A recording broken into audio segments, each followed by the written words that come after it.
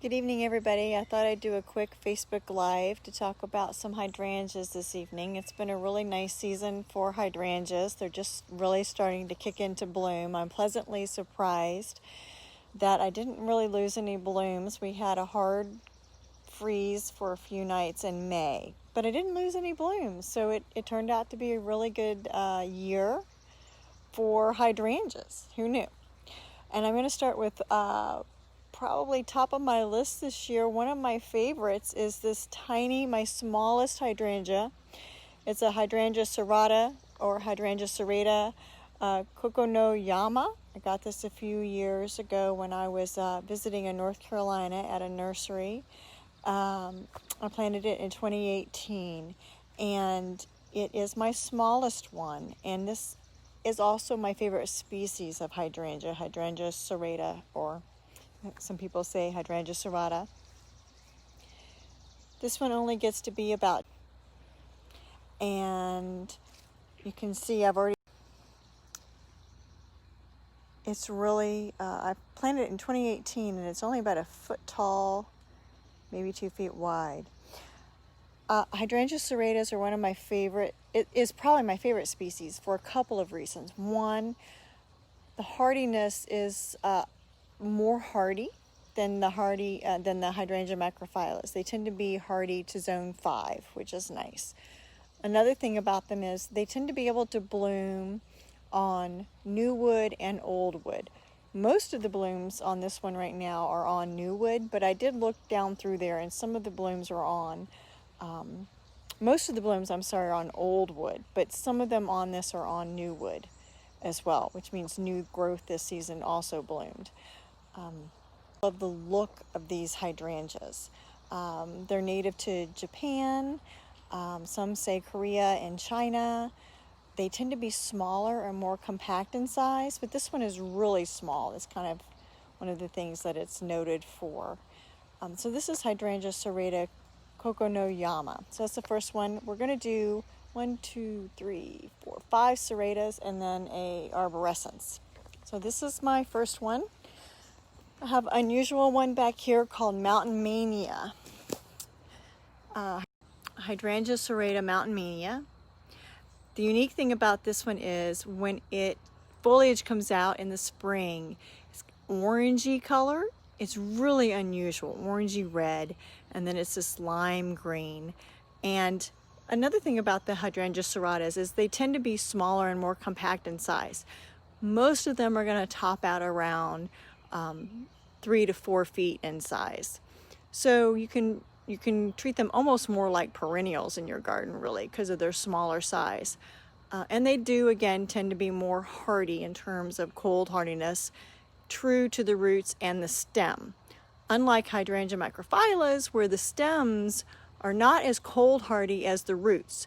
So when you buy Hydrangea macrophylla, and it says it's hardy to zone 7, it's really talking about the roots and not the stems or the flowers that are on those stems, right?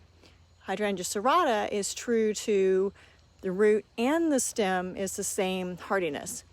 Most of them, and the ones I'm showing you here, are hardy to zone 5. So this one is really unusual, Hydrangea serrata Mountain Mania. And then the first one I showed you was variegated foliage. This one is Hydrangea serrata Omakase-nishiki. In general, Hydrangea serratas are referred to as mountain hydrangeas. Again, they're native to mostly Japan and mountainous areas of Japan. They are my favorite type of hydrangea. I just love the look of them. Most of them are going to have a cap type cluster of flowers, small flowers in the center, and then the outer more showy flower petals around the outside, which is referred to as a lace cap flower. And the foliage on this one is really gorgeous, the dark green and white variegated. Again, a more compact size one, around 3 to 4 feet tall and wide. I'm going to do fluorescence in this area over here. It's gorgeous. Hydrangea arborescens is a native hydrangea. Hydrangea arborescens is native. Hydrangea quercifolia is native. Hydrangea arborescens tend to like more sun. I do have this one in part sun. And this one is a improved upon cultivar called Invincible Limeta. And I believe it's from Proven Winners. And the improvement is the sturdiness of the stems. So Hydrangea arborescens in general tends to have the really big round flower heads, white round flower heads, and they can tend to flop over, especially if they're not in enough sun. This one is an improved one called Invincible Limeta. I also have Invincible Ruby, which is also gorgeous, which is a red one. So this one has really been impressive.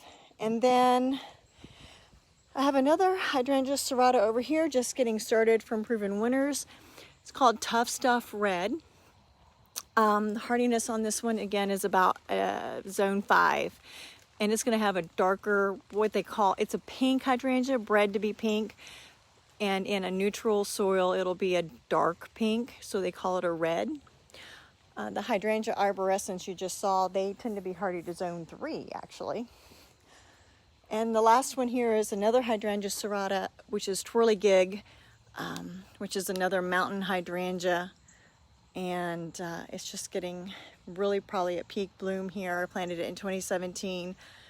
Again, with the Hydrangea serratas, they tend to be more compact, smaller in size, true to the hardiness zone that you're buying them for. Most of them are going to be hardy to zone 5 or 6. And they have the ability to bloom on old and new wood, but mostly on the old wood. And so that's just a quick little tour of my hydrangeas. And I hope you enjoyed it.